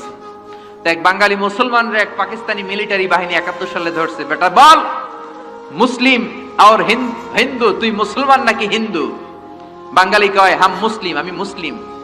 পাকিস্তানি বাহিনী বলে সালে কালিমা বাতাও, তাহলে কালিমা বল। বাঙালি কয় লা ইলাহা ইল্লা আনতা সুবহানাকা ইন্নী কুনতু মিনাজ জালিমিন। পাকিস্তানি কয় সালে ये तो मुसीबत का कलिमा है, বাঙালি কয় हम तो भी मुसीबत में हैं। পাকিস্তানি বলে বেটা এটা তো মুসিবতের কালিমা, বাঙালি কয় আমিও তো কম মুসিবতে নাই। পিস্তল ধরে তুমি আমার কালিমা জিজ্ঞেস করো কোনটা বলতে যায় কোনটা বলি, আমার তো হুঁশ নাই, ঠিক কিনা? এজন্য বিপদে পড়লে এই দোয়া পড়ার দরকার আছে না নাই? আবার জাকারিয়া আলাইহিস সালামের ছেলে নাই, উনি ছেলের জন্য দোয়া করলেন কার কাছে? রাব্বি লা তাযারনি ফারদান ওয়া আনতা খায়রুল ওয়ারিসিন। ও আল্লাহ, আপনি আমারে আটকুরা বানাবেন না, নিঃসন্তান বানাবেন না, সন্তান দিয়ে আমার কলিজাটা ঠান্ডা করে দেন। যাদের সন্তান নাই আল্লাহর কাছে বেশি বেশি করে চান, মনের জ্বালা দূর করে দিতে পারে কে? কেউ যেটা পারে না সেটা পারে কে? নাকি মাজারে যে খাসি মানত করবেন, মুরগি, মোমবাতি, লাল শালু, মশারি? সর্বনাশ, অনেক মাজারে মশারি দেওয়া। তো তোমার পীর সাহেবের কি মশাই কামড়ায়? হ্যাঁ, যে লোকটা মাজারে মশারি দেয় দেখবেন ওর বাপেরে মশাই খায়, ওর মারে মশাই কামড়ায়, চিল্লায় বলেন ঠিক কিনা? আরে বাবার কাছে যাও, মায়ের কাছে যাও, তাদের দোয়া বুলেটের আগেও কবুল হয়ে যায়। বুলেট মেরেছেন, বুলেট মিস হতে পারে, বোমা মেরেছেন, বোমা মিস হতে পারে, মায়ের দোয়া মিস হতে পারে। ওগো মা তুমি এই ধরনের শ্রেষ্ঠ নেয়ামত, তোমারই পদ তলে রয়েছে জান্নাত। ওগো মা তুমি এই ধরনের শ্রেষ্ঠ নেয়ামত, তোমারই পদ তলে রয়েছে জান্নাত, ঠিক কিনা? এজন্য দোয়া চাইবো মায়ের কাছে, বাবার কাছে। অনেকে না বুঝে মাজারে মশারি দেয়, লাল শালু দেয়, মোমবাতি দেয়। যে লোকটা মরে আছে ওর কি আলোর দরকার আছে? জোরে বলেন। আপনার জ্বালানো মোমবাতির আলো মাটি ফেড়ে কবরে ঢুকে সে আলো পায়, তো তাকে দেন কেন? গ্রামের যে সমস্ত ছেলে মেয়েদের ঘরের মধ্যে ইলেকট্রিসিটি নাই, জেনারেটর নাই, বিদ্যুতের অভাবে পড়াশোনা করতে পারেন, ওই মেধাবী ছেলেগুলোর ঘর খুঁজে খুঁজে তাদের ঘরে মোমবাতি পৌঁছায় দেন। আপনার আব্বার কবরটারে আলোকিত করে দিবে কে? এগুলো করে না। মাজারে যে খাসি দেয়, মাজারে ছাগল দেয়, মাজারে ছাগল দেয়া যাবে না, খাসি দেয়া যাবে না, মানত করা যাবে না। মানত করতে হবে একজনের জন্য, তিনি কে? সে আল্লাহ বললেন গোলাম চাইতে হবে শুধু আমার কাছে। সব নবীরা এইভাবে দোয়া করেছেন। সাইয়েদনা ঈসা আলাইহিস সালাম দোয়া করেছেন, আল্লাহ আপনার কাছে আমি দোয়া করি আমারে আপনি শেষ নবী বানায়া দেন। কোন নবী? জোরে বলেন। এটা কি সম্ভব? কারণ শেষ নবী একজন আছে না নাই? কি নাম? সবাই বলেন কি নাম? মুহাম্মদ সাল্লাল্লাহু। আল্লাহ বললেন না না, উল্টা পাল্টা আবদার করো না, ওই নবুয়তি দিয়ে দেয়া হয়েছে। ঈসা বললেন ওকে, আমি পড়েছি ইনজিলের মধ্যে ওই নবীর উম্মতদের এত মর্যাদা, বনি ইসরাইলের অনেক নবীর চাইতে নাকি উম্মতে মুহাম্মাদের মর্যাদা অনেক বেশি হবে। আল্লাহ শেষ নবী আমাকে বানালেন না, ওকে, কিন্তু আমার উম্মতকে ওই উম্মত বানান। আল্লাহ বলেন নো, ওইটাও দেয়া হয়ে গেছে। পাবে কে? বিশ্ব নবী পাবে। বিশ্ব নবীর উম্মত আমরা হলাম উম্মতে মুহাম্মাদি। আমাদের মধ্য থেকে যারা আলেম হবে, হক্কানি আবেদ হবে, আল্লাহর ওলি হবে, বনি ইসরাইলের অনেক নবীদের চাইতেও তাদের মর্যাদা বেশি হয়ে যাবে। সুবহানাল্লাহ। এবার উনি চোখের পানি ছেড়ে দিলেন। আল্লাহ দোয়া করলাম আমারে শেষ নবী বানান, বানালেন না। দোয়া করলাম আখিরি উম্মত আমারে দেন, আমারে দিলেন না। এবার আমি দোয়া করি, এই দোয়া কিন্তু ফেলতে পারবেন না। আল্লাহ বললেন করো করো। সাইয়েদনা ঈসা বললেন আল্লাহ তাহলে আপনি আমাকে এই পৃথিবীর মধ্যে ওই নবীর উম্মত করে আরেকবার দুনিয়াতে পাঠানো লাগবে। সুবহানাল্লাহ। কবুল করে নিল কে? পৃথিবীতে একজন নবী এখনো মরে নাই। কি নাম?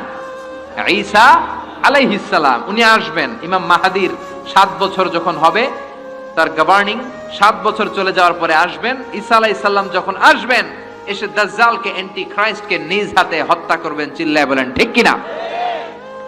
এটা ছিল ঈসা নবীর দোয়া।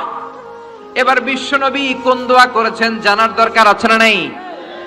বিশ্ব নবী বলেন লিকুল্লি নাবিয়িন দাওয়াতুন মুস্তাজাবা। প্রত্যেক নবীর জন্য একটা করে দাওয়া মুস্তাজাবা আছে। আলেম যারা আছেন তারা বুঝবেন। দাওয়া মুস্তাজাবা মানে এমন দোয়া যেটা কবুল হয়ে যায়। দোয়া করলেই, কথা বলেন, দোয়া করলেই কবুল। এরকম দোয়া রব্বুল আলামিন সব নবীকে একটা একটা করে দিয়েছেন। ওই দোয়াটা করলেই সেকেন্ডের মধ্যেই কবুল করে দেয় কে? আল্লাহ। সব নবী ওই দোয়া দুনিয়াতেই করে ফেলেছে। বিশ্বনবী বললেন লিকুল্লি নবিয়িন দাওয়া মুস্তাজাবা, সব নবীর জন্য একটা স্পেশাল দোয়া আছে, দাও বিহা, যেই দোয়াটা নবীরা দুনিয়াতেই করে ফেলেছে। ওয়া ইন্নী আখতাবিউ দাওয়াতি শাফাআতান লি উম্মতি ইয়াউমাল কিয়ামাহ। আল্লাহু আকবার। আর আমি আমার দাওয়া মুস্তাজাবা স্পেশাল দোয়াটা এখনো করি নাই, আমার দোয়াটা এখনো আমি জমিয়ে রেখেছি।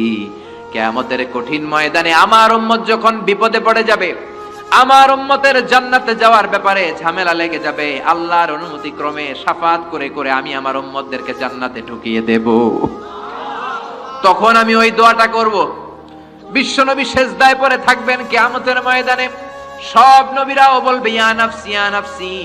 কেউ যখন আল্লাহর কাছে যেতে পারবে না, সবাই মিলে বিশ্বনবীর কাছে যাওয়ার পরে বিশ্বনবী তখনও মাথা তুলবেন না। বিশ্বনবী কপাল ঠুকে কেঁদে কেঁদে বলবেন রব্বি হাবলি উম্মতি, ও আল্লাহ আমার উম্মতকে আপনি মাফ করে দেন। সুবহানাল্লাহ। আল্লাহ বলবেন নবী ইরফা রাসাক, মাথা উঠান, সাল তুতা, আজকে যা চাইবেন তাই দিব, ইশফা তুশাফা, যারাই শাফাত করবেন আমার অনুমতি ক্রমে কবুল করে দিব। সুবহানাল্লাহ। বিশ্বনবী চাইলে ওই দোয়াটা দুনিয়াতেই করতে পারতেন অন্য নবীদের মতো, ঠিক কিনা? অন্য নবীরা যেমনি নিজেদের প্রয়োজনে ওই দোয়াটা দুনিয়াতেই করেছে, আমার নবীকে ওই রকম করেছে নাকি? তার মানে আমার নবীর আমাদের জন্য মায়া বেশি না কম? আমার জন্য রেখে দিয়েছেন ওই দোয়াটা, আপনার জন্য রেখে দিয়েছেন দোয়াটা, আমাদের জন্য দোয়াটা রেখে দিয়েছেন। আমরা যখন কিয়ামতের ময়দানে বিপদে পড়ে যাব, বিশ্বনবী দোয়া করে করে আমাদেরকে জান্নাতে ঢুকিয়ে দিবেন, ঠিক কিনা? বিশ্বনবী দুনিয়াতে কম আঘাত সহ্য করেন নাই। যেই লোকটার বাইরের চামড়া থেকে রগ দেখা যেত, রগের ভেতর দিয়ে যে রক্তগুলো দৌড়া দৌড়ি করে সেটাও দেখা যেত। সুবহানাল্লাহ। পৃথিবী এত সুন্দর মানুষ দেখে নাই। ওই লোকটাকে পাথর মেরে মেরে তায়েফের ময়দানে রক্তাক্ত করা হয়েছে 3 বার। আমি দেখে এসেছি এবার জায়গাটা। একবার আহত হলেন, আবার উঠলেন, আবার পাহাড়ের কাছে গেলেন, আবার মারা হলো, আবার পাহাড়ের ওই পাশে গেলেন, আবার মারা হলো। 3 বার পাথর মারা হলো। বিশ্বনবী নিজের কোনো প্রয়োজনে, নিজের স্বার্থের জন্য যান নাই, তায়েফবাসীদের জান্নাত নিশ্চিত করার জন্য, তাদের ভালোর জন্য, তাদেরকে দাওয়াত দেওয়ার জন্য গিয়েছেন। তারপরও মাইর আসানা নাই, তখনও বিশ্বনবী দোয়া করেন নাই। ওই দিন যদি দোয়া করতেন আল্লাহ তায়েফবাসীদেরকে আপনি শেষ করে দেন, সেকেন্ডের মধ্যে পুরো তায়েফকে পাউডার করে দিতে পারতো কে? উহুদের ময়দানে তীর এসে বিশ্বনবীর দাঁতের মধ্যে বিঁধে গেল, ঝরঝর করে রক্ত ঝরলো। ওই কঠিন দিনেও বিশ্বনবী ওই দোয়াটা করেন নাই, ঠিক কিনা? বদরের ময়দানে 313 জন সাহাবী নিয়ে বিশ্বনবী চোখের পানি ছাড়ছেন। আবু বকর বলেন ইয়া রাসূলুল্লাহ, ইয়া হাবিবাল্লাহ, মাথা উঠান, আপনি এমন ভাবে দোয়া করেছেন আমার মন সায় দেয়, আমার মন বলে আজকের দোয়া আল্লাহ ফেরাবে না, ওঠেন। বিশ্বনবী চাইলে ওই জন্য বলতে পারতেন কুরাইশদেরকে আল্লাহ আপনি নাস্তানাবুদ করেন, করে দিত কে? প্রচন্ড ক্ষুধার সময় বিশ্বনবী যখন মক্কায় কেঁদে কেঁদে হয়রান, তখন ওই দোয়াটা করেন নাই, ঠিক কিনা? 3 বছর আত্মীয় স্বজন সহ শিয়াবে আবু তালেবে জেল খেটেছেন। কয় বছর? জোরে বলেন। প্রথম বছর খেয়েছে ছাগলের গোশত, সবাই ছাগল পালতো, নিজেদের ছাগলের গোশতগুলো খেয়েছে। দ্বিতীয় বছর কোনো ছাগল নাই, ছিল ছাগলের রোদ্রে শুকানো চামড়াগুলো, পানিতে ভিজিয়ে ভিজিয়ে চামড়া খেয়েছে। তৃতীয় বছর ছাগলের চামড়াও নাই, কি নাই? দ্বিতীয় বছর ছাগলের চামড়াও নাই, ছিল গাছের বাকল, গাছের পাতা। শিয়াবে আবি তালেবে বিশ্বনবী গাছের পাতা খেয়ে, গাছের চামড়া খেয়ে জীবন ধারণ করেছেন। বিশ্বনবীর এলাকার লোকগুলো, মুমিনগুলো কেঁদে কেঁদে হয়রান, তখনও যদি বিশ্বনবী দোয়া করতেন কবুল করতো কে? মদিনায় দুর্ভিক্ষ, কোনো খাবার নাই, বিশ্বনবীর পেটে কোনো খাবার নাই, কোনো দানা পানা পড়ে নাই। বিশ্বনবীর কলিজার টুকরা নাতি হাসান আর হোসাইনের পেটেও কোনো খাবার নাই। বিশ্বনবীর কলিজার টুকরা ফাতেমার পেটে কোনো খাবার নাই। চাইলে বিশ্বনবী তখন দোয়াটা করতে পারতেন না? বিশ্বনবী মসজিদে নববীতে জোহরের নামাজ পড়ে হাসান হুসাইনকে দেখতে গেলেন, যে দেখে ফাতেমা রান্না করে। আসলে কি রান্না করে? চুলার মধ্যে পাতিল দিয়ে পানি গরম করে আর হাসান হুসাইনকে বুঝ দেয়, ঠিক কিনা? বিশ্বনবীর পায়ের আওয়াজ শুনে ঘুমন্ত হাসান আর হুসাইন জেগে গেল। দৌড়ে এসে নানাজিকে ঝাপটে ধরে ডেকে বলে, নানাজি গতকাল কেন দেখতে আসলেন না? আজকে দুপুর হয়ে গেল, বিকেল হয়ে যাচ্ছে, এখন বুঝি আপনি দেখতে আসার সময় হলো? বিশ্বনবী বললেন, হাসান হুসাইন, এই তো এইমাত্র জোহরের নামাজ পড়ে আসলাম, তোমাদের খোঁজ খবর নিতে এসেছি। হাসান আর হুসাইন বলল, কি খোঁজ খবর নিবেন? খোঁজ খবর নেওয়ার আগে একটা বিচার করে দেন। বিচার? আপনি তো আহকামুল হাকিমিন, সব চাইতে বড় বিচারকের সব চাইতে বড় নবী, ইনসাফওয়ালা নবী। আপনার কাছে বিচার দিয়ে কেউ কোনোদিন বিচারে ঠকে নাই, ঠিক কি না? আপনি একটা বিচার করেন। বিশ্বনবী বললেন, কিসের বিচার? হাসান বলে, নানাজি, আপনার মেয়ের নামের বিচার, ফাতেমার নামের বিচার। বিশ্বনবী বললেন, ও হাসান, আমার মেয়ে ফাতেমার আবার কি বিচার? কি অপরাধ আমার ফাতেমার? হাসান হুসাইন চোখের পানি ছেড়ে দিয়ে ডেকে বলে, নানাজি, আপনার মেয়ে আমাদেরকে খাবার দেয় না কেন? খাবার দেয় না কেন? বিচার দিলাম, গতকাল সারাদিন বলেছে রাত্রিবেলা খাবার দিবে, রাতে খাবার দেয় নাই। আমাদেরকে বলেছে তোমরা ঘুমিয়ে যাও, আমি রান্না করি, সকালে দিব। ঘুমায় গেলাম, সকাল বেলায় খাবার চাইলাম, আপনার মেয়ে ফাতেমা তখন আমাদেরকে খাবার দেয় না। দাদা, আমরা ছোট্ট দুইটা মানুষ ক্ষুধার জ্বালায় বেহুশ হয়ে যাই, আর সহ্য করতে পারি না, আপনার মেয়ে খাবার দেয় না। দুপুর হয়ে গেল, দুইজনে কান্নাকাটি করি, আপনার মেয়ে এখন পর্যন্ত আমাদেরকে খাবার দেয় নাই। আমরা দুজন তো আর সহ্য করতে পারি না, কেন আপনার মেয়ে আমাদের সাথে এমন করে? আপনার কাছে বিচার দিলাম, আপনি বিচার করেন। বিশ্বনবী আর কি বিচার করবেন? ধা ধা করে বিশ্বনবী চোখের পানিগুলো ছাড়েন, হুসাইনকে জড়িয়ে ধরলেন, হাসান রে জড়িয়ে ধরলেন, ডেকে বললেন, হাসান রে কাছে আয়। বিশ্বনবী শাম দেশের জুব্বা পরতেন, শাম দেশের জুব্বাটা উপরের দিকে উঠালেন, হাসান রে দেখালেন, এই তো দেখ, তোর নানার পেটের মধ্যে 3টা পাথর বাঁধা। একদিন না খেয়ে থাকার কারণে তোদের পেটে এত জ্বালা, এত কষ্ট। আমি বিশ্বনবীর পেটে গত 3 দিন যাবত কোনো দানা পানি পড়ে নাই। আমি বিশ্বনবী তো না খেয়ে আছি রে হাসান, আমি তো 3 দিন না খেয়ে আছি, আমার পেটেও তো কিছু নাই। নানাও কাঁদলেন, নাতিও কাঁদলেন, পুরো পৃথিবীও কাঁদলো, ঠিক না? ওই কঠিন ক্ষুধার দিন, ওই কঠিন দুর্ভিক্ষের দিন বিশ্বনবী যদি তার স্পেশাল দোয়াটা করতেন, জান্নাত থেকে জিব্রাইলকে দিয়ে খাবারের বস্তা পাঠিয়ে দিত কে? ওই দিন বিশ্বনবী দোয়াটা করে নাই। আমার জন্য, আপনার জন্য, আমাদের জন্য দোয়াটা এখনো আসরাডাই। হাজার ব্যথা বেদনার পরে ফিরে আসনি তুমি আপন ঘরে, দিনের আলো তুমি ছড়িয়ে দিতে, চলে গেলে মদিনায় মক্কা ছেড়ে। হে রাসূল, তোমাকে ভুলি আমি কেমন করে? হে রাসূল, তোমাকে ভুলি আমি কেমন করে?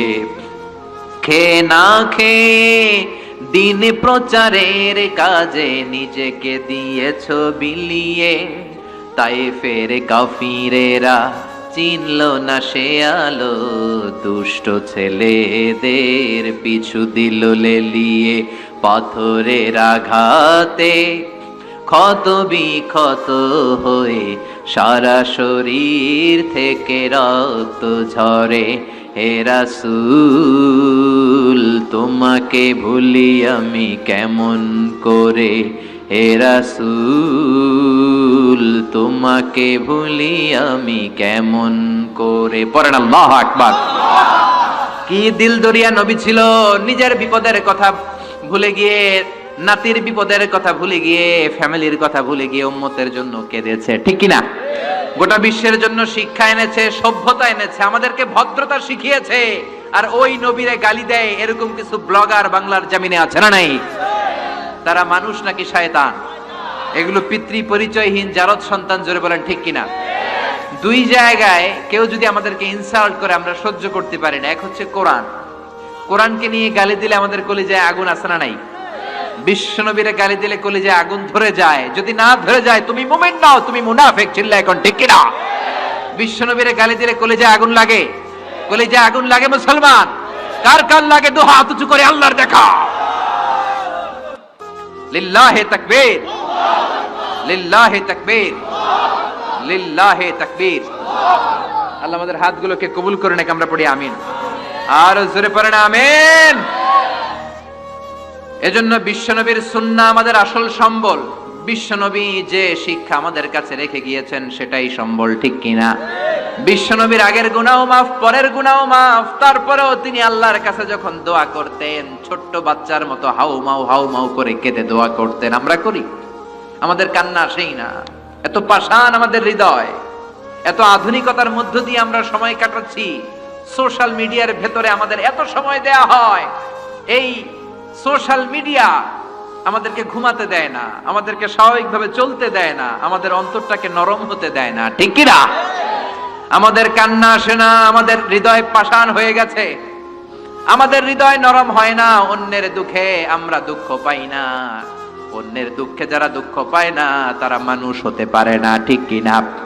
ছাগলের পেট থেকে বেরোলে ওইটারে আমরা বলি ছাগল, গরুর পেট থেকে বেরোলে আমরা ডাকি গরু, মুরগির পেট থেকে বেরোলেই সেটা মুরগি হয়ে যায়, কিন্তু মানুষের পেট থেকে বেরোলে সেটা মানুষ হয় না, ওইটারে মানুষ বানাতে হয়, ঠিক কি না? এই দুনিয়া এখন তো আর সেই দুনিয়া নাই, মানুষ নামের মানুষ আছে দুনিয়া বোঝাই, সেই মানুষের ভিড়ে আমার আসল মানুষ নাই, ঠিক কিনা? আসল মানুষের বড় অভাব। অন্যের দুঃখে কাঁদবে, অন্যের জ্বালা নিজের অন্তরেও জ্বালার সৃষ্টি করবে, সেই মানুষ আর নাই, ঠিক কিনা? বিশ্বনবীর আগের গুনাহ নাই, পরের গুনাহ নাই, তারপরেও মুনাজাতে হাউমাউ করে কাঁদতেন। তিনি দোয়ায় বলতেন, আল্লাহ ইন্নী আব্দু কবনু আব্দি কবনু আমাতিক নাসিয়াতি বিয়াদিক। ও আল্লাহ, আমি আপনার গোলাম, গোলামের ঘরের গোলাম, বান্দির ঘরের গোলাম। আল্লাহ আমি আপনার গোলাম, গোলামের ঘরের গোলাম, মানে আমার বাপ আব্দুল্লাহ আপনার গোলাম, আমরা গোলাম বংশের। সুবহানাল্লাহ। গোটা বিশ্বের শ্রেষ্ঠ মানুষটা নিজের গোলাম বলতে দ্বিধাবোধ করতো না, বলতো আমি আপনার গোলাম, গোলামের ঘরের গোলাম, বান্দির ঘরের গোলাম, নাসিয়াতি বিয়াদিক, আমার মাথার চুলের ঝুঁটি আপনার হাতের মুঠোয়, আমার চুলের ঝুঁটি আপনার হাতের মুঠোয়, গোলামের মতো যেখানেই টানবেন আমি ওখানেই যাব। আল্লাহু আকবার। এই ছিল বিশ্বনবীর বিনয়। নিজেকে গোলাম বলতে স্বাচ্ছন্দ্য বোধ করতেন, কোনোদিন জীবনে অহংকার করেন নাই। কোনোদিন বিশ্বনবী কারোর সাথে মুসাফা করতে যে নিজে আগে হাত টানেন নাই, যতক্ষণ না ওই লোকটা তার হাত টেনে নিয়েছে। সুবহানাল্লাহ। আর বিশ্বনবীর হাত ছিল আলিয়ানু মিনাদ দিবাজ, রেশমের কাপড়ের চেয়েও নরম। সিল্ক চিনেন? সিল্ক, সিল্কের কাপড়ের চেয়ে বিশ্বনবীর হাত ছিল নরম। এই নরম হাত মুসাফার মধ্যে যে একবার পাইতো কেউ ছাড়তে চাইতো না, ধরেই রাখতো। আর বিশ্বনবী নরম হৃদয়ের নবী, কেউ যদি না ছাড়ে বিশ্বনবীও ছাড়তেন না। সুবহানাল্লাহ। ওই নবী মুনাজাতে কাঁদতেন।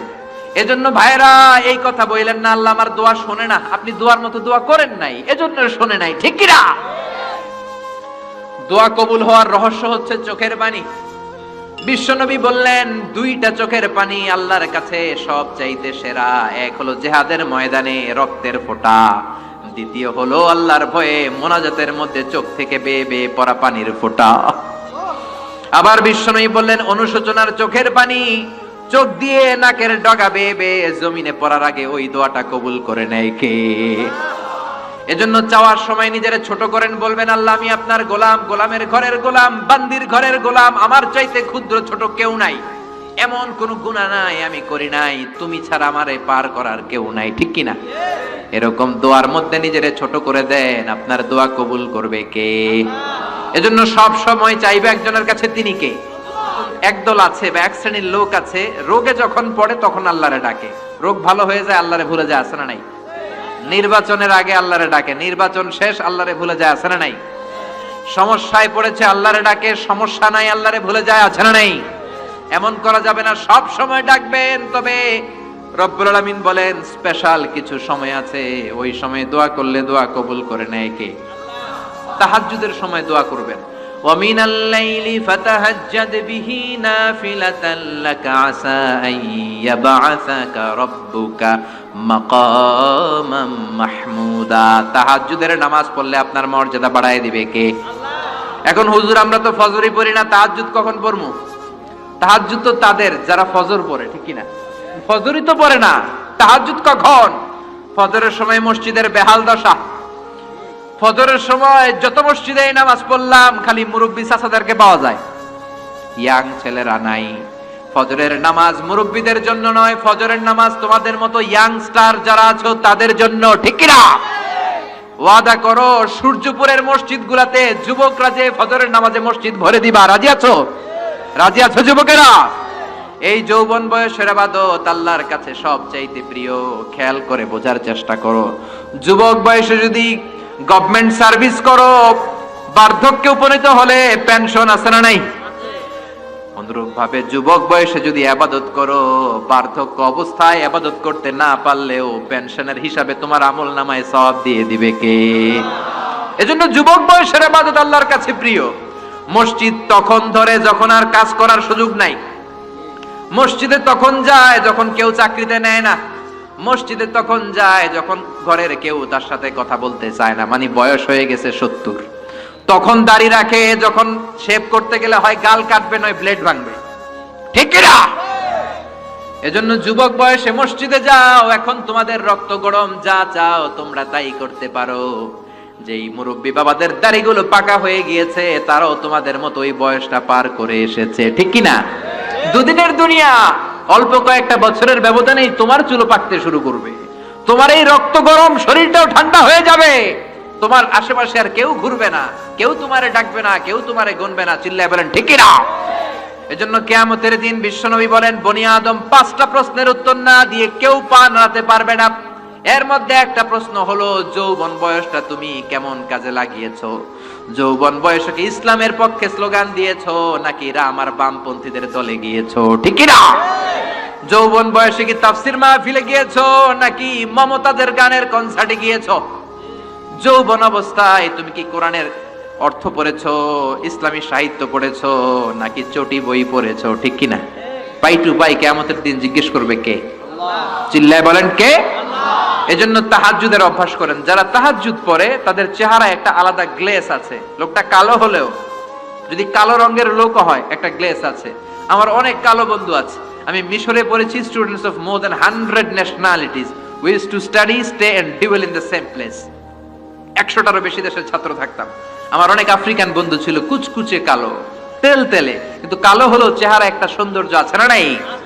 এজন্য কালো মানুষও যদি তাহাজ্জুদ পড়ে চেহারায় নূর বাড়িয়ে দিবে কে?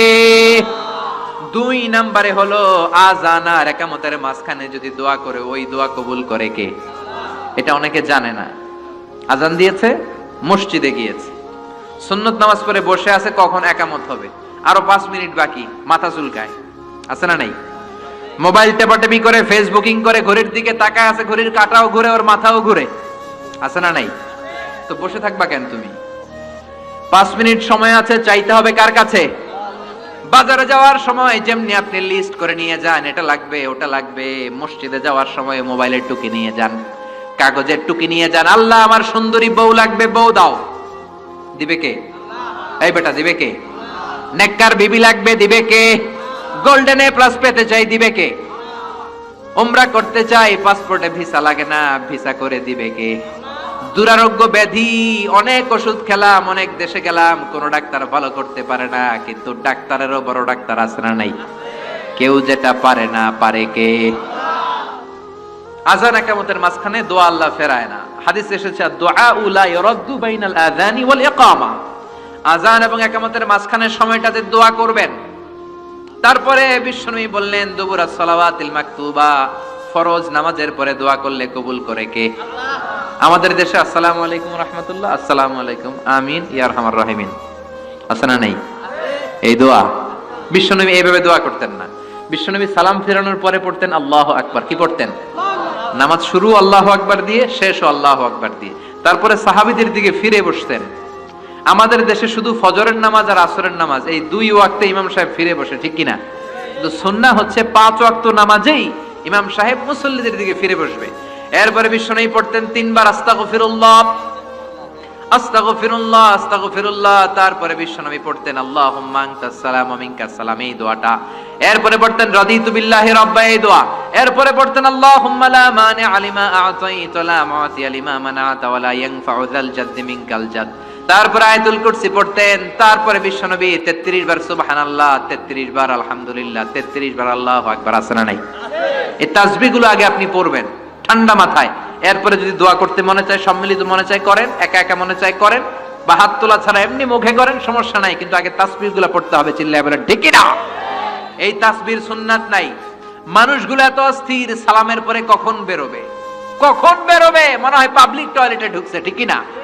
পাবলিক টয়লেট হচ্ছে এমন জায়গা যে পাবলিক টয়লেটের ভিতরে আছে ও বের হওয়ার জন্য ছটফট করে, আর যে বাইরে সিরিয়াল ধরে আছে ও ঢোকার জন্য ছটফট করে, ঠিক কি না? মনে হয় পাবলিক টয়লেটে এসেছে, মসজিদে ঢুকেছো, আল্লাহুম্মা বলে তুমি ঢুকে গেলা আল্লাহর নাম নিয়ে। যখন মসজিদে ঢুকে গেলা, তোমার মাথার উপরে রহমত ঢালছে কে? মসজিদ হচ্ছে রহমতের জায়গা। সালাম ফেরানোর পরে তাসবিহ পড়েন, তারপরে আপনি দোয়া করেন। এজন্য সালাম ফেরানোর পরে দোয়া কবুল করে কে? এরপরে বিশ্বনবী বললেন ইনদা নুজুলিল মাতার, আকাশ থেকে যখন বৃষ্টি নামে, ওই বৃষ্টি নামার সময় যদি দোয়া করেন, দোয়া কবুল করে কে? আর দোয়া লা ইরাদ্দু তাহতাল মাতার। তুফান ওই বৃষ্টি না, ভ্যাপসা একটা গরম, এই গরমটাকে দূরে সরিয়ে দেওয়ার জন্য একটা ঝিরিঝিরি ঝিরিঝিরি বৃষ্টি পড়ে। ওই বৃষ্টির নিচে দাঁড়িয়ে বৃষ্টির পানি নিয়ে দোয়া করলে কবুল করে কে? জানেই না মানুষ, ঠিক কি না? বরং বৃষ্টি আসলে গান গাওয়া শুরু করে দেয়। এই বৃষ্টি ভেজা রাতে তুমি চলে যেও না, আছে না নাই? তো চলে যাবো না, কি করবো, থেকে যাবো তোমার সাথে? এগুলো করা যাবে না। বৃষ্টি রহমতের বৃষ্টি, তুমি বৃষ্টি হাতে নিয়ে দোয়া করো। সুন্দরী বউ লাগবে, দিতে পারে একজন, তিনি কে? এজন্য চাইতে হবে একজনের কাছে, তিনি কে? কদরের রাতে দোয়া করলে আল্লাহ কবুল করে, খতমে কোরআনের পরে দোয়া করলে আল্লাহ কবুল করে, হজের মানাসিকুল হজের মধ্যে যে দোয়া করলে কবুল করে, মুসাফির দোয়া করলে কবুল করে, রোজাদার ব্যক্তি দোয়া করলে আল্লাহ কবুল করে, মাজলুম ব্যক্তি দোয়া করলেও আল্লাহ কবুল করে। এজন্য বিশ্বনবী বলেছেন ইত্তাকু দাওয়াতাল মাজলুম, মাজলুমের বদদোয়ারে ভয় করো, ফা ইন্না লাইসা বাইনাহু ওয়া বাইনাল্লাহি হিজাব, তার আর তার আল্লাহর মাঝে কোনো পর্দা থাকে না। মাজলুম দোয়া করলেই কবুল, সুবহানাল্লাহ। এরপরে স্পেশাল দোয়া হলো মা বাবার দোয়া। এই দোয়া কোনোদিন ফিরে না, সুবহানাল্লাহ পড়েন। রাজি আছেন মা বাবার কাছে দোয়া চাইতে? রাজি আছেন তো? কোন ঘর আছে যে ঝগড়া হয় না? এরকম কোন ঘর পৃথিবীতে নাই। ঝগড়া হবে, মা বাবার সাথে মিস আন্ডারস্ট্যান্ডিং হবে, হয়ে যেতে পারে দু চার কথা, কিন্তু ক্ষমা চাইতে হবে, ঠিক কিনা? মা বাবার শুধু দোয়াটাই কবুল নয়, মা বাবার দোয়াও কবুল, বদদোয়াও কবুল। কি আজীব তামাশা! এমন যদি হয়তো দোয়াটা কবুল হয় কিন্তু বদদোয়াটা কবুল হয় না, তাহলে তো বাইসে যেতাম, ঠিক কিনা? কিন্তু দোয়াও কবুল, বদদোয়া। আমাদের সবচাইতে বড় পীর হবে আমার বাবা, সবচাইতে বড় পীর হলো আমার মা। সবচাইতে বেশি আমরা যার কাছে দোয়া চাইতে যাব তিনি হলেন আমার বাবা, তিনি আমার মা। চিল্লায় বলেন ঠিক কিনা? খবরদার, মা বাবার সাথে যদি বেয়াদবি হয়, সূর্যপুরের ছেলেরা মেয়েরা যার কানে আমার মাইকের আওয়াজ যায়, খবরদার, তোমার জীবন বরবাদ হয়ে যাবে, কপাল পোড়া হয়ে যাবা তুমি। তোমার কপালের সেজদা দিয়ে তুমি কালো দাগ ফেলতে পারবা, 10টা হজ করে হাজী সাহেব টাইটেল নিতে পারবা, কিন্তু তোমার জন্য জাহান্নাম নির্ধারিত হয়ে থাকবে, ঠিক কিনা? এজন্য খবরদার, মা বাবার সাথে যদি কোনো কারণে মনোমালিন্য হয়, অনেক ফ্যামিলিতে হয়, শাশুড়ি বউয়ের মধ্যে ঝগড়া মিলে না, এরকম ফ্যামিলি আছে না নাই? হতেই পারে, শাশুড়ি এক আমলের, বউ আর এক আমলের, ঠিক কিনা? বসেন, একসাথে বসেন, আমাদের ফ্যামিলি মিটিং হয় না, আমাদের বসা হয় না, মা বাবারা হয়তো বসতে চায় না, বসেন, সুন্দরভাবে বিনয়ের সাথে বলেন, কেঁদে কেঁদে মা বাবার কাছে বলেন, ঠিকই আপনার মা আপনারে মাফ করে দিবে, ঠিক কিনা?